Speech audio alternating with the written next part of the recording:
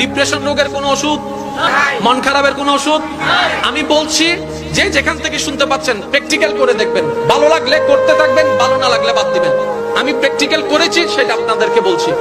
যখন আপনি দেখবেন আপনার মনে বেশি পাথর জমে আছে, আপনার দুঃখ কষ্ট বুঝার মতো কেউ নাই, আপনার চোখের পানির মূল্যায়ন দেওয়ার মতো কেউ নাই, আপনার দুঃখ কেউ বুঝছে না, আপনার কষ্ট কেউ বুঝতেছে না, আপনার আশে নেই পাশে নাই নাই নাই কেউ নাই, আপনি যখন খুব একা মনে হবে, আপনার দুনিয়ার কষ্ট যখন আপনাকে চেপে ধরবে, আপনি কিচ্ছু করবেন না, শুধু একটা কাজ করবেন, যাই নামাজটা পিছিয়ে ডাইরেক্ট সিজদায় চলে যান, ডাইরেক্ট সিজদায় চলে যান, কপালটাকে ঝুঁকাই দেন, নাকটাকে ঝুঁকাই দেন, হাতটাকে ঝুঁকাই দেন, নিজের অস্তিত্ব বিলীন করে দেন, চোখটা বন্ধ করে সিজদার মধ্যে চলে যান।